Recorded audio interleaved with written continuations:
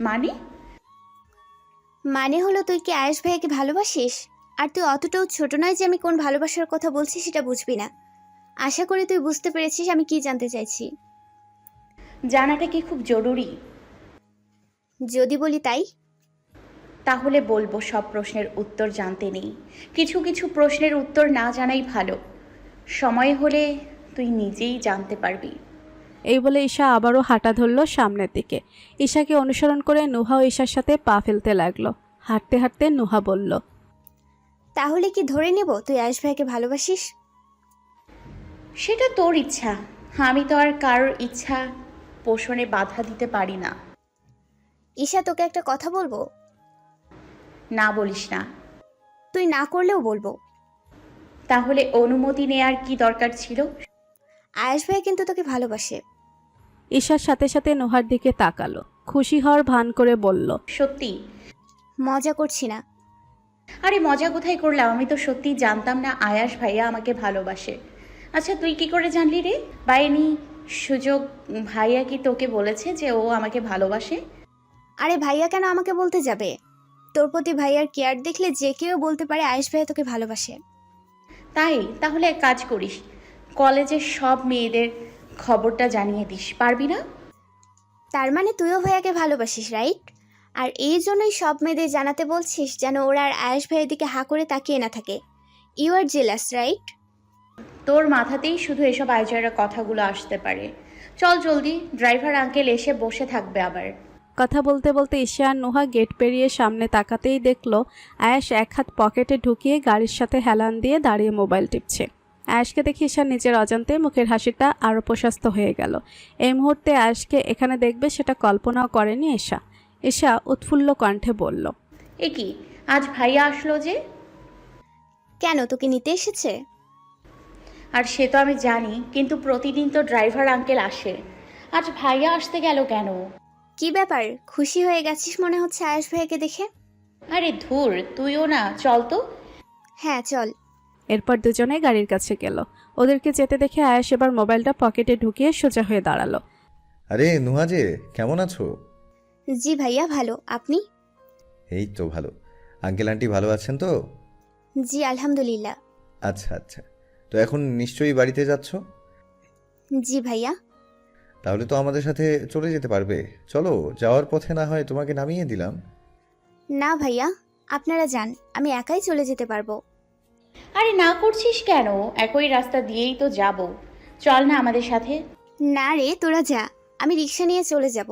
After all দুজন লাভ birds একসাথে যাচ্ছিস বলে কথা, প্রাইভেসি তো বানতা হে।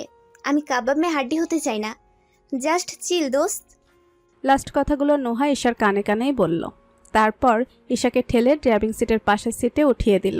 নুহার কাছ থেকে ঈশা হেসে বলল, তুইও না? আচ্ছা রাতে হোয়াটসঅ্যাপ করিস তাহলে, কথা আছে। ঠিক হে। আয়াশও আর কিছু বলল না। নুহাকে বিদায় জানিয়ে গাড়িতে উঠে বসে গাড়ি স্টার্ট দিল। গাড়ি চলতে শুরু করলো। গাড়ির সাথে সাথে এবার ঈশার বকবকানিও শুরু হয়ে গেল। আচ্ছা ভাইয়া, আজ ড্রাইভার আঙ্কেল না এসে তুই আসলি যে? ড্রাইভার আঙ্কেল ছুটিতে গেছে নাকি তোর কোনো কাজ ছিল বলে এসেছিস, কোনটা? নোটসগুলো পেয়েছিস? আরে কামন ভাইয়া, তোর মতো লিজেন্ড একটা ছেলে এটাও জানে না যে প্রশ্নের উত্তর কখনো প্রশ্ন হয় না? আমি তোকে একটা প্রশ্ন করেছি আর তুই তার উত্তর না দিয়ে উল্টো আমাকে প্রশ্ন করছিস। তোর প্রশ্নগুলো সব আজাইরা, তাই আমি উত্তর দেওয়ার প্রয়োজন মনে করিনি। এখন বল, নোটসগুলো পেয়েছিস? তুই বলেছিস, আর আমি নোটস পাঠাবো না, সেটা কি করে হয়? তাই তো বলি, ম্যাডামকে আজ এত খুশি খুশি লাগছে কেন? তার মানে নোটস পেয়ে এত খুশি? অফকোর্স। আচ্ছা ঈশা, আমাকে একটা কথা বলতো। আরে একটা কেন, হাজারটা বল, আমি শুনছি। তুই কথা বলবি আর আমি শুনবো না, তা কি হয়? আমাকে কি কথাটা বলতে দিবি, নাকি তুই নিজেই বক বক করবি? আরে না না, বল তুই। কয়েক সেকেন্ড নীরব থেকে আয়াশ বলল, আচ্ছা, তোর ক্লাসের ছেলেগুলো তোর সাথে কথা বলে না? হঠাৎ এই প্রশ্ন কেন? আর তুই তো বলছিলি যেন আমি কোনো ছেলের সাথে কথা না বলি। ঈশা এতক্ষণ আয়াশের দিকে তাকিয়ে কথাগুলো বলছিল।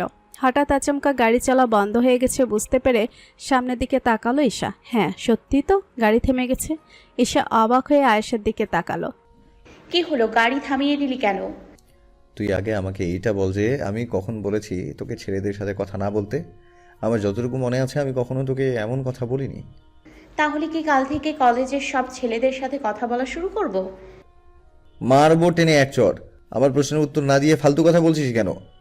আমি যেটা বলেছি তার উত্তর দে। আচ্ছা, তোমার কি আমাকে দেখে কোনো রকম কচি খুকি মনে হয়? মানে? মানে হলো, কলেজে ভর্তি হওয়ার পর আম্মু যেদিন আমাকে বলেছিল আমি যেন কোনো ছেলের সাথে কথা না বলি, সেদিনই আমি বুঝতে পেরেছিলাম কথাটা আম্মুর মুখের কথা নয়।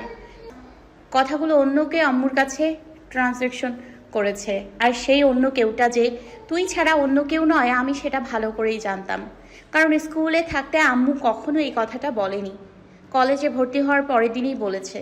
তার মানে তো এটাই দাঁড়ায় যে আমি এখন আর ছোট নেই, আমি বড় হয়ে গেছি, বেশ বড়। তাই একদিন ক্লাসের একটা ছেলে আমার সাথে কথা বলতে চাইলে আমি সবাইকে ডেকে তোর কথা বলি, অর্থাৎ বলি যে তুই আমাকে কোনো ছেলের সাথে কথা বলতে নিষেধ করেছিস। ব্যাস, তোর কথা যখন শুনেছে সবাই তো আমাকে বোন ডাকতে শুরু করে দিয়েছে। এখন কি ক্লিয়ার হলো নাকি ভেজাল আছে? ঈশার কথাগুলো শুনে আয়েশ তো অবাক হয়ে তাকিয়ে আছে ঈশার দিকে। আয়েশের যেন বিশ্বাসই হচ্ছে না যে কথাগুলো ঈশা বলেছে। ওর ঈশা এতটা ম্যাচিউরড হয়ে গেছে যেটা ওর অজানাই রয়ে গেছে। সব সময় যে ঈশাকে সে ছোট বলে এসেছে, এটা তো সে ঈশা নয়। এই ঈশা অন্য ঈশা। হ্যাঁ, অন্য ঈশাই তো। এই ঈশা তো বেশ ম্যাচিউরড। কথাগুলো ভাবতেই আয়েশের কেন যেন মনটা হেসে উঠল। তবে মুখে সেই হাসিটা প্রকাশ পায়নি। হয়তো ঈশার সামনে সেটা লুকিয়ে রেখেছে। মুখে এখনও সেই অবাক ভাবটা বজায় রেখে তাকিয়ে আছে ঈশার দিকে। হয়তো অবাক বলাটা ভুল হবে, অনেকটা মুগ্ধ হয়ে তাকিয়ে আছে ঈশার দিকে। আয়েশকে এমন করে তাকিয়ে থাকতে দেখে ঈশা আয়েশের মুখের সামনে তুড়ি বাজালো। কিরে, এমন করে কি দেখছিস? মুহূর্তেই আয়েশের ঘোর কাটল। আমতা আমতা গলায় বলল, কই কি দেখছি? তাহলে সামনের দিকে তাকিয়ে গাড়ি স্টার্ট দে মেরা ভাই। আয়েশ কিছু না বলে গাড়ি স্টার্ট দিল। গাড়ি আবারও চলতে শুরু করেছে। কয়েক সেকেন্ড চুপ থেকে আয়েশ বলল, আচ্ছা ঈশা, তুই এতটা ম্যাচিওর হলি কবে থেকে রে? কেন, তুই জানিস না কবে থেকে হয়েছি? না তো। ও, তাহলে এখন জেনে রাখ, যেদিন বাংলাদেশ স্বাধীন হয়েছিল সেদিন থেকে। তুই আর মানুষ হলি না। সেটাও হয়ে যাব।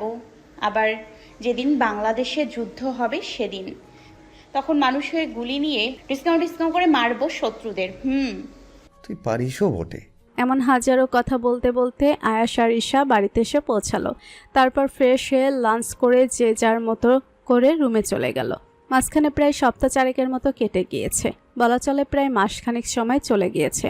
আয়াশ আর ঈশার দুষ্টু মিষ্টি ঝগড়ার মধ্য দিয়ে সময়গুলো বেশ যাচ্ছে। রোজকার মতো আজও আয়াশ সন্ধ্যার সময় অফিস থেকে বাসায় ফিরেছে। আর রোজকার মতো ঈশা আয়াশ রুমে যাওয়ার পরপরই আয়াশের জন্য চা নিয়ে আয়াশের রুমে গিয়েছে। আসলে আয়াশ কয়েকদিন আগে ওকে কড়াভাবে বলে দিয়েছে আয়াশ আসার পরপরই যেন ও আয়াশের রুমে চা নিয়ে যায়। যদিও ঈশা প্রথমে মানতে চায়নি, কিন্তু পরে আয়াশ ওকে সো কল শর্তের কথা মনে করিয়ে দেওয়াতেও বাধ্য হয়ে রাজি হয়েছে। তবে আয়াশ ওকে চা নিয়ে রুমে যেতে বলেছে ঠিকই, কিন্তু ওকে কিচেনে যেতে বারণ করেছে। বলেছে হয় মাকে বলবে, নয়তো ছোটো মাকে বলবে চা করার জন্য। ও যেন ভুলেও কিচেনে না যায়। অবশ্য আয়েশের মাও ঈশাকে কখনো কিচেনে যেতে দেয় না। যদি ঈশার কিছু প্রয়োজন হয় উনি নিজে সেটা করে দেন। আফটার অল ঈশাকে মেয়ের মতো ভালোবাসেন কিনা। ঈশা চায়ের কাপ সহ ট্রে নিয়ে আয়াশের রুমের দরজায় এসে গলা খাকারি দিল। এহেমও আয়াশ ড্রেসিং টেবিলের আয়নার সামনে দাঁড়িয়ে টি শার্ট গায়ে দিচ্ছিল। ঈশার কণ্ঠ পেয়ে তাকালো সেদিকে। ঈশা এখনও দরজাতেই দাঁড়িয়ে আছে। কি ব্যাপার, তোকে কি ভেতরে আসার জন্য ইনভিটেশন দিতে হবে? আয়াশের কথা শুনে ঈশা মুখ বাঁকিয়ে ভেতরে ঢুকতে ঢুকতে বলল, এজন্যই কারোর ভালো করতে নেই। যদি হুট করে ঢুকে যেতাম তাহলে বলতি আমার সামান্য ম্যানার্স নেই। আর এখন সৌজন্যতা দেখালাম বলে বলছিস ইনভাইটেশন দিতে হবে নাকি? তোরা ছেলেরা আসলেই খাটাস, মেয়েদের সব কিছুতেই তোদের দোষ। বলতে বলতে ঈশা ট্রেটা সেন্টার টেবিলের উপর রাখলো। বেশ লেকচার দেওয়া শিখে গিয়েছিস মনে হচ্ছে। তা শর্তের কথা কি ভুলে গিয়েছিস, নাকি আবারও মনে করিয়ে দিতে হবে? কথাগুলো বলে আয়াশ বিছানায় এসে বসলো। ঈশা বিরক্তি নিয়ে বলল, তোর এই শর্তের জ্বালায় আর বাঁচি না। সব সময় কি আর এই শর্ত টর্তের কথা মনে থাকে? কেন, মাথায় কি সবসময় ছেলেদের কথা ঘোরে যে সামান্য শর্তগুলো মনে রাখতে পারিস না? চায়ের কাপে চুমুক দিতে দিতে কথাটা বলল আয়াশ। ঈশা ওর পাশেই বসেছিল, সেখানে বসে থেকেই বলল, যদি ঘুরে তাতে তোর কি প্রবলেম আছে? আবার সরি মনে ছিল না। এভাবে ধমকানোর কি আছে? তোকে তো না ধমকালে হয় না। এখন তাড়াতাড়ি চাটা শেষ কর, একটা জিনিস দেয়ার আছে। সাথে সাথে এশা খুশি হয়ে উৎফুল্ল কণ্ঠে বলল, কি দেয়ার আছে? আমার জন্য কিছু এনেছিস বুঝি? বল বল, কি এনেছিস? একটা জিনিস দেয়ার আছে বলেছি, অমনি শুরু হয়ে গেছে না? আমরা ছেলেরা নাকি তোদের দোষ খুঁজি সব কিছুতে। তা তোরা যে সবসময় চাই চাই খাই খাই করিস, সেটা দোষের নয়। সব মেয়েরাই এমন, কেউ কিছু দিবে বললেই হয়েছে, সাথে সাথে ব্যাঙের মতো লাফানো শুরু করে দেয়। ফাউল কোথাকার। ঈশা অন্য সময় আয়েশের সব কথাকে হাসির ছলে উড়িয়ে দিলেও এখন কেন যেন আয়েশের কথায় মন খারাপ করলো। বাচ্চাদের মতো গাল ফুলিয়ে চায়ের কাপে চুমুক দিতে দিতে বলল, যা, লাগবে না তোর জিনিস। একটু খুশি হয়েছি বলে এতগুলো কথা শোনাতে হয়? বাহ, তার মানে তুই রাগ করেছিস? বেশ ভালো তো। তুই যেহেতু রাগ করেছিস তাহলে নিশ্চয়ই আমার আনা জিনিসটাও নিবি না? অবশ্য না নিলেও কোনো প্রবলেম নেই, কাল একজন আসবে বলেছে, আমি ওকে দিয়ে দেবো জিনিসটা। আয়েশের কথাগুলো শুনেও ঈশার কোনো রকম হেলদোল হয়েছে বলে মনে হলো না। উল্টো ঈশা চাটা শেষ করে সেন্টার টেবিলের উপর থেকে ট্রেটা নিয়ে উঠে দাঁড়ালো। তারপর চলে যেতে নিয়েও কিছু একটা ভেবে থেমে গিয়ে আয়েশের দিকে তাকিয়ে বলল, তোর জিনিস তুই যাকে ইচ্ছা তাকে দে, আমাকে বলছিস কেন? আমি তো কিছুর নাম শুনলেই চাই চাই খাই খাই করি। যে আমার মতো কিছুর নাম শুনলেই লাফাবে না তাকে দিস। আসছি। বলে ঈশা আর না দাঁড়িয়ে হাঁটা ধরল। আয়াস ঈশার সাথে এতক্ষণ মজা করলেও এখন ঈশার কথা শুনে বুঝতে পারছে ঈশা ওর কথাই কষ্ট পেয়েছে। আর এটাও বুঝে গিয়েছে যে ম্যাডাম ওর সাথে অভিমান করেছে। তে বসে না থেকে ঈশার রুম থেকে বের হওয়ার আগেই দৌড়ে গিয়ে ঈশার পথ আটকে দাঁড়ালো। ঈশা বোধহয় এতে কিছুটা বিরক্তই হলো। বিরক্তিকর কণ্ঠে বলল, কি হলো? আমার পথ আটকে দাঁড়িয়েছিস কেন? সর সামনে থেকে। বলে ঈশা পাশ কাটিয়ে চলে যেতে চাইলে আয়েশা আবারও ঈশার সামনে গিয়ে দাঁড়ালো। কোথায় যাচ্ছিস? প্রতিদিন তো আমি যেতে বললেও যাস না, তো তার মতো বসে থাকিস, আর আজকে চা খাইয়েই চলে যাচ্ছিস। আমি থাকলে তো তোর কাজের ডিস্টার্ব হয়, রোজ বলিস সেটা। তাই আজ কোনো রকম ডিস্টার্ব করতে চাইছি না তোকে। সামান্য কথায় এতটা রিয়েক্ট করছিস কেন? বালাই শার্ট, আমি রিয়েক্ট করব কেন? আমি তো জাস্ট... আমি এত কথা শুনতে চাই না। ট্রাইটা এখনই সেন্টার টেবিলের উপর রাখ, কুইক। ঈশা নিশ্চুপ। কি হলো, কথা কানে যায়নি? আমি এক কথা দুইবার বলা পছন্দ করি না, জানিস নিশ্চয়ই সেটা। আয়েশার ভুবন কাঁপানো ধমকে ঈশা কেঁপে ওঠা কণ্ঠে বলল, তাহলে এখনো দাঁড়িয়ে আছিস কেন? যা ট্রাইটা সেন্টার টেবিলের উপর রাখ। সাথে সাথে ঈশা দৌড়ে গিয়ে ট্রেটা সেন্টার টেবিলের উপর রেখে দিয়ে মাথা নিচু করে দাঁড়িয়ে রইল। ওকে দেখেই বোঝা যাচ্ছে অনেক বেশি ভয় পেয়েছে। আসলে আয়াস ওর সাথে রাগ দেখালেও এমন ধমক দিয়ে কথা বলে না কখনো। তাই আজ হঠাৎ আয়াসের এমন ধমক দিয়ে কথা বলাটা ঈশা স্বাভাবিকভাবে নিতে পারেনি। ঈশাকে ভয়ে তটস্থ হয়ে দাঁড়িয়ে থাকতে দেখে আয়াস মুচকি হেসে দরজাটা লক করে দিয়ে আবারও বিছানার কাছে ফেরত আসলো। তারপর অফিস ব্যাগ থেকে কিছু একটা বের করতে করতে গম্ভীর কণ্ঠে বলল, কি হলো, দাঁড়িয়ে আছিস কেন? বস। ঈশা কিছু না বলে বাধ্য মেয়ের মতো বিছানায় বসে পড়ল। আয়াস ব্যাগ থেকে একটা অর্নামেন্টসের বাক্স বের করে ঈশার দিকে এগিয়ে দিয়ে বলল, নে, এটা তোর জন্য। ঈশা নিশ্চুপ। কি হলো, ধর। সাথে সাথে ঈশা আয়াসের হাত থেকে বাক্সটা নিল। এতক্ষণ আয়াসের ওপর রেগে থাকা ঈশা বাক্সটি খেয়াল করেনি, তাই তেমন কৌতূহলও দেখায়নি। কিন্তু এখন যখন বাক্সটি হাতে নিল, সাথে সাথে ঈশার সমস্ত রাগ চলে গিয়ে কিছুটা খুশি আর কিছুটা অবাক ভাব চেহারায় ফুটিয়ে তুলে আয়েশার মুখের দিকে তাকিয়ে বলল, কি আছে এটার মধ্যে? আয়েশ ধপাস করে ওর পাশে বসে পড়ে বলল, কি আছে সেটা খুললেই দেখতে পাবি, খুলে দেখ। ঈশা আর দেরি না করে বাক্সটি খুলতে শুরু করলো, মুখে সেই হাসি। এখন ঈশাকে দেখলে কেউ বলবে না যে ও একটু আগে গাল ফুলিয়ে বসেছিল। বাক্সটা খুলছে আর বাচ্চাদের মতো করে লাফাচ্ছে, পুরোই যেন একটা বাচ্চা। আয়েশ হাসলো ঈশার কাজ দেখে, তবে সেটা ঈশার অগোচরেই। ঈশার অবশেষে 3 মিনিট পর বাক্সটি খোলা হলো। ঈশা যেই না বাক্সটি খুলে বাক্স থাকা জিনিসটা দেখলো, সাথে সাথে খুশিতে লাফিয়ে উঠল। ওয়াও, গোল্ডের নেকলেস! তাও আমার জন্য? আমার তো খুশিতে নাচতে ইচ্ছে করছে। এত সুন্দর নেকলেস, আমার তো বিশ্বাসই হচ্ছে না যে এটা আমার জন্য এনেছিস। ওহ মাই গড, কি যে সুন্দর এটা! দেখি তো, আমি পরে দেখি এটা পরলে আমাকে কেমন দেখায়। বলতে বলতে ঈশা খুশিতে গদগদ হয়ে ড্রেসিং টেবিলের আয়নার সামনে গিয়ে দাঁড়ালো। তারপর উৎফুল্ল হয়ে আয়েশের আনা নেকলেসটি গলায় পরার চেষ্টা করতে লাগলো। আয়েশ কিছু বলছে না, শুধু ঈশার কর্মকাণ্ড দেখে যাচ্ছে। আসলে ঈশার বাচ্চামাগুলোর দেখতে ভালোই লাগে, তাই তো হুটহাট কিছু একটা এনে ওকে এমন বাচ্চা বানিয়ে দেয়। ঈশা যে ওর পছন্দের কিছু পেলে বাচ্চা হয়ে যায় সেটা আয়েশের অজানা নয়। আর কেন যেন ঈশার এই বাচ্চামাগুলো আয়েশের খুব ভালো লাগে, আর তাই আয়েশ মাঝে মাঝে ঈশার জন্য ওর পছন্দের জিনিসগুলো নিয়ে আসে। প্রায় গত 5 মিনিট ধরে এসে আয়নার সামনে দাঁড়িয়ে ওর জন্য আনা নেকলেসটি পরার চেষ্টা করছিল, কিন্তু দুর্ভাগ্যবশত শত চেষ্টা করেও সে নেকলেসটি পরতে পারল না। এবার আর না পেরে শেষমেশ মুখটা কাচুমাচু করে আয়নায় আয়েশার প্রতিবিম্বের দিকে তাকিয়ে কাতর কণ্ঠে বলল, ভাইয়া একটু পরিয়ে দে না। আমি আনলামও, এখন আবার আমাকেই পরিয়ে দিতে হবে? মনে হচ্ছে আনাটাই ভুল হয়েছে। আচ্ছা তুই এত আনরোম্যান্টিক কেন বলতো? একটু পরিয়ে দিলে কি হয়? সিনেমায় দেখিস না নায়করা নায়িকাদের কত রোম্যান্টিক ভাবে পরিয়ে দেয়? তুই আসতো একটা আনরোম্যান্টিক। তাহলে যা, কোনো রোমান্টিক ছেলে দেখে নিয়ে আয়।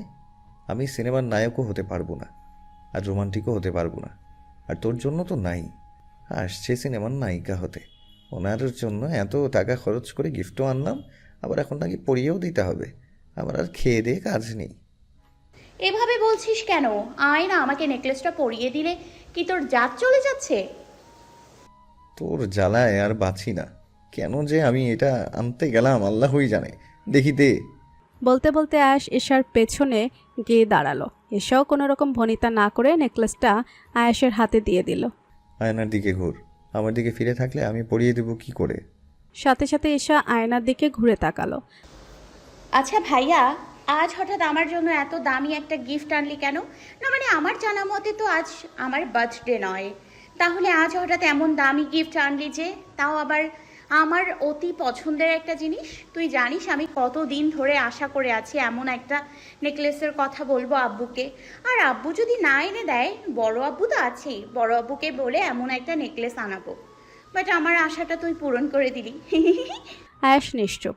ঈশা যে ওকে এতগুলো কথা বলেছে ওর কোনো হেলদোলও নেই। ও নিজের মতো করে ঈশাকে নেকলেস পরিয়ে দিচ্ছে। আসলে নেকলেসের হুকটা একটু টাইট হওয়ায় সেটা লাগানোর চেষ্টা করছে। আয়েশকে চুপ থাকতে দেখে ঈশা আবারও বলল, কিরে ভাইয়া চুপ করে আছিস কেন, বল। আয়েশের পর নেকলেসের হুক লাগানো শেষ হয়েছে, তাই ঈশার নেকলেসটা ঠিক করে দিতে দিতে আয়েশ বলল, কি বলবো? এই যে আজ হঠাৎ এত দামি গিফট আনলি কেন আমার জন্য? তোর ছোট মাথায় অত কিছু ঢুকবে না, তাই এসব জানতে না চেয়ে বরং পছন্দ হয়েছে কিনা সেটা বল। ঈশাকে পেছন থেকে জড়িয়ে ধরে ঈশার কাঁধে থুতনি রেখে কথাটা বলল আয়াস। যদিও আয়াসের এমন ক্লোজ হওয়াতে অন্য সময় হলে ঈশা লাফালাফি করত, কিন্তু এখন নেকলেসের খুশিতে সব ভুলে গিয়েছে। তাই হয়তো আয়াসের কাছে আসাটা গায়ে মাখছে না, বরং আয়াসের প্রশ্ন উৎফুল্ল কণ্ঠে বলল, শেয়ার বলতে অনেক পছন্দ হয়েছে, থ্যাংক ইউ সো মাচ ভাইয়া, থ্যাংক ইউ সো মাচ। আয়াস তখন ঈশাকে জড়িয়ে ধরে ঈশার কাঁধে থুতনি রেখে দাঁড়িয়েছিল। হঠাৎ আচমকা ঈশার কথা শেষ হতে ঈশার ঘাড়ে কামড় দিয়ে বসলো আয়াস। সাথে সাথে ঈশা ব্যথায় কুকিয়ে উঠল। ভাইয়া কি করছিস? সাথে সাথে আবারও কামড় পড়ল ঘাড়ে, আর ঈশাও আগের বারের মতো আবারও কুকিয়ে উঠল ব্যথায়। ভাইয়া তুই কি পাগল হয়ে গেছিস? কি করছিসটা কি? কুত্তার মতো কামড়াচ্ছিস কেন? যতবার ভাইয়া বলে ডাকবি আর তুই করে বলবি, ততবার এভাবে একটা করে কামড় খাবি। ঈশা এবার কাঁদো কাঁদো কণ্ঠে বলল, সামান্য ভাইয়া ডাকছি বলে আর তুই বলে বলছি বলে এভাবে কামড় দিবি? সাথে সাথে আবারও আয়াসের সেই বিখ্যাত কামড় অনুভব করলো ঈশা। আচ্ছা সরি, আমার ভুল হয়ে গেছে, আর ভাইয়া বলে ডাকবো না, তুই করে বলবো না, প্লিজ ছাড়। আয়াস আবারও কামড় দিতে যাবে, তার আগে ঈশা তড়িৎ গতিতে বলল, সরি প্লিজ ছাড়ো, প্রমিস আর বলবো না। কি বলবি না? এই যে তোকে সরি, এই যে তোমাকে আর কখনো ভাইয়া বলে ডাকবো না, আর তুমি করেও বলবো না। এবার আয়াস অবশেষে ঈশাকে ছেড়ে দিয়ে দাঁড়ালো। মনে থাকে জানো, নয়তো আজকের পুনরাবৃত্তি হবে, কথাটা মাথায় রাখিস। বলে এই আয়াস বিছানায় গিয়ে বসে পড়ল। উফ, এমন ভাবে কেউ কামড় দেয়? যেভাবে ব্যথা করছে মনে তো হচ্ছে কামড়ের সাথে মাংস সহ খেয়ে ফেলেছে, পুরো দাঁত সব বসিয়ে দিয়েছে। তোমাকে পরিয়ে দিতে বলাটাই আমার ভুল হয়েছে। আমার মনে থাকে না বলে না হয় ভাইয়ার তুই করে বলে ফেলি, তাই বলে কুত্তার মতো এভাবে কামড়ে দেবে? আয়াস বিছানায় বসে মোবাইল টিপতে টিপতে বলল, যাতে আর কখনো ভুলে না যাস তার জন্যই এই ব্যবস্থা। এখন থেকে ভাইয়া ডাকার আগে আর তুই করে বলার আগে আজকের কামড়ের কথা মাথায় রাখবি, তাহলে আর ভুল হবে না। রাত 12টা। মাহমুদ মেনশনের সবাই যখন ঘুমে মগ্ন, আয়াস তখন চুপিসারে ঈশার রুমের দরজা ঠেলে ঈশার রুমে প্রবেশ করছে। এত রাতে আসার একটাই কারণ, আর সেটা হলো ঈশা যাতে ঘুমিয়ে পড়ে আর আয়াসের আগমনটা যেন বুঝতে না পারে। আর এখন শুধু ঈশা কেন, বাড়ির সবাই ঘুমিয়ে পড়েছে, শুধু আয়াস বাদে। এমনকি যার জন্য আয়াস এখনও জেগে আছে সেও বেঘরে ঘুমোচ্ছে, কিন্তু আয়াসের চোখে ঘুম নেই। আর ঘুম আসবেই বা কী করে?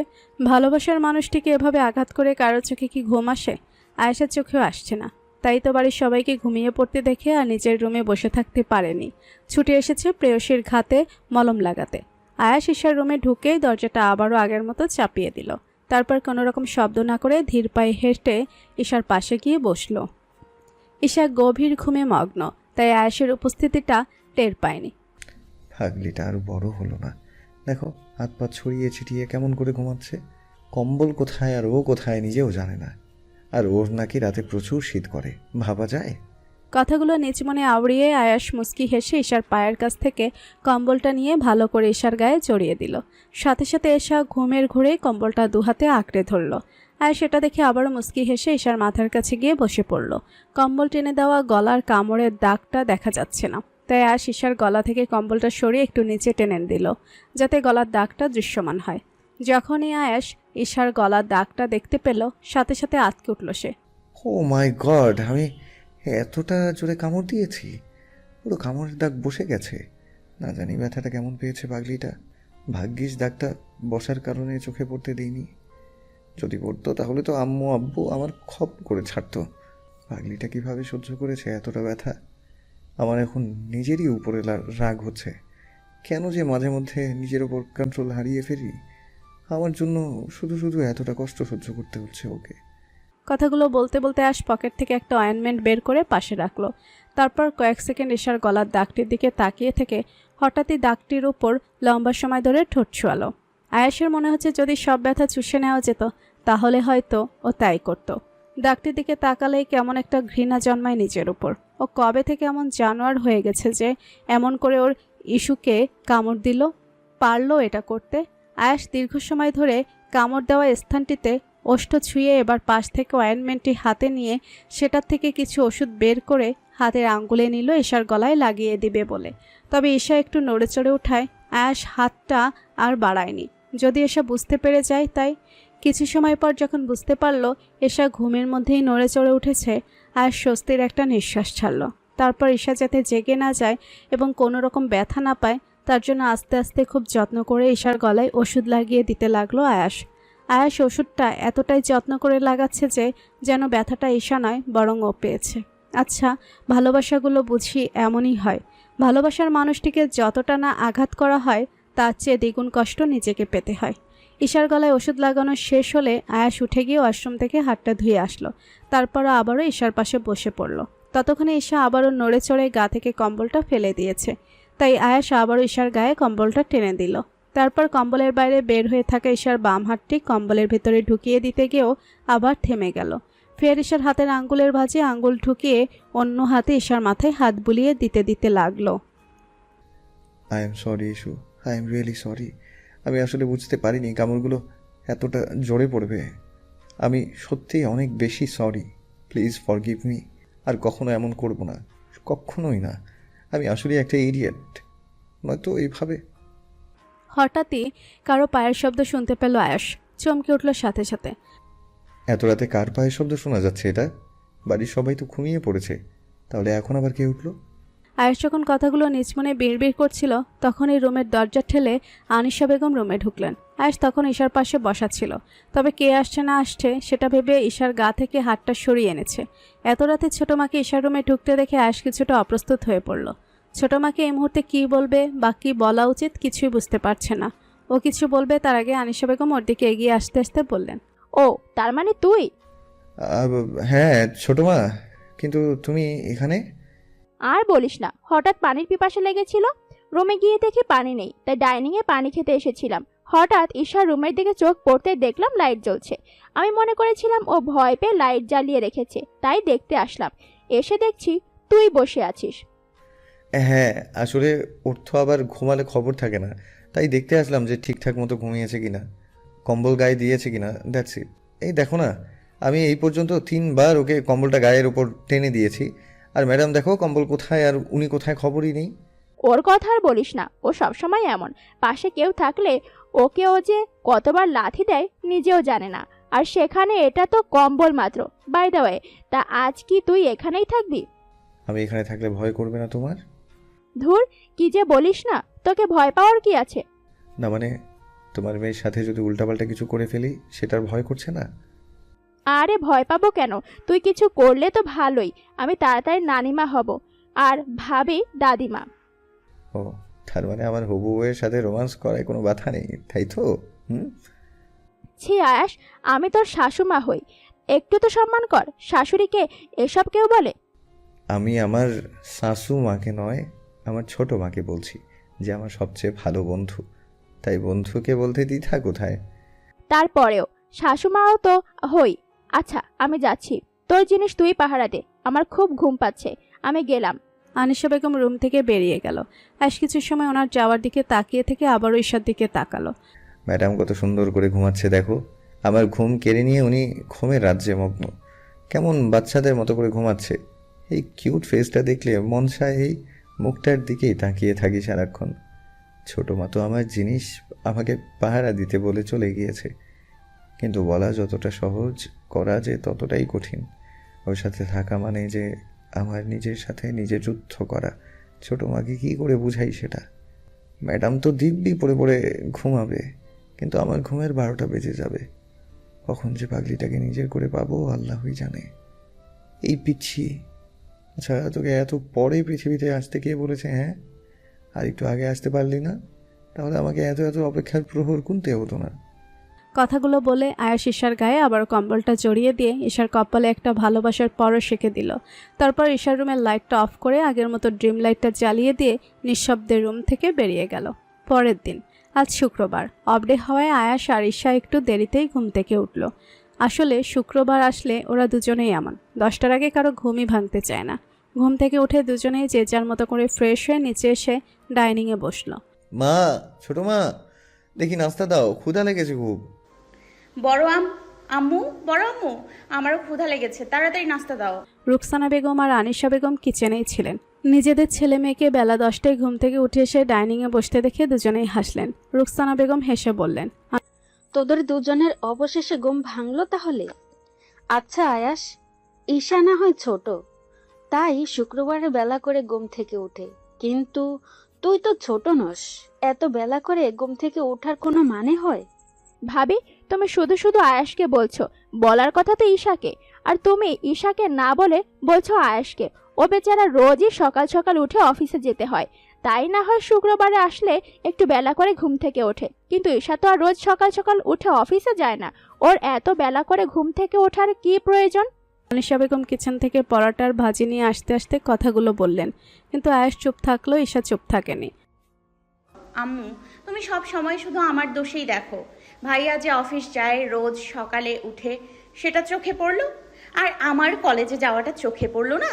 আমিও তো রোজ রোজ সকাল সকাল উঠে কলেজে যাই, তাই শুক্রবার একটু দেরিতে ঘুম থেকে উঠি। বক বক করতে থাকবি নাকি নাস্তা করবি? দুইটার একটা কর। তোর বক বকের জন্য আমি খাবার খেতে পারবো না নয়তো। আমার বকবকের সাথে তোর খাওয়ার কি সম্পর্ক? তুই তোর খাবার খা, আমি যা খুশি তাই করব। তাহলে এক কাজ কর, বাথরুমে গিয়ে ট্যাপ ছেড়ে দিয়ে জোরে জোরে চিল্লা। আমার সামনে অ্যাটলিস্ট ঘ্যানোর ঘ্যানোর করিস না। আয়াস, রুকসানা বেগমকে ধমক দিতে দেখে আনিশা বেগম বললেন, ভাবি, তুমি আয়াসকে শাসাচ্ছ কেন? ও তো ঠিকই বলেছে, ঈশা এমন চিল্লাচিল্লি করলে ও শান্তিতে খেতে পারবে? আরে ওকে তুমি না চিনলেও আমি হাড়ে হাড়ে চিনি। ঈশার বকবক করা তো একটা ইস্যু মাত্র, ওর মেন উদ্দেশ্য হলো ঈশাকে পচানো। তোর ওকে না পচালে পেটের ভাত হজম হয় না। আয়াস, ঈশা, তোর জন্য দেখলি তো ভাবি আয়াসকে বকছে। যত নষ্টের গোড়া তুই, তোকে নিয়ে যে আমি কি করি। শোন, আরেকবার যদি আয়াস তোর জন্য ভাবির বকা খায়, তাহলে দেখবি তোর খবর আছে। এখন তাড়াতাড়ি খাবার শেষ করে রুমে যা। আনিশা, তুমি ওকে। থাক বড় আম্মু, তুমি আম্মুকে কিছু বোঝাতে যেও না, আম্মুকে কিছু বোঝাতে যাওয়াটাই বেকার। তাড়াহুড়া করে খাবার খেতে খেতে কথাটা বলল ঈশা। ঈশাকে এভাবে তাড়াহুড়া করে খেতে দেখে আয়াস থমকে উঠল। What nonsense! ঈশা, এভাবে খাচ্ছিস কেন? তোর খাবার কি কেউ নিয়ে যাচ্ছে, নাকি তুই খাবার খেয়ে যুদ্ধ করতে যাবি? কোনটা? ঈশা নিশ্চুপ।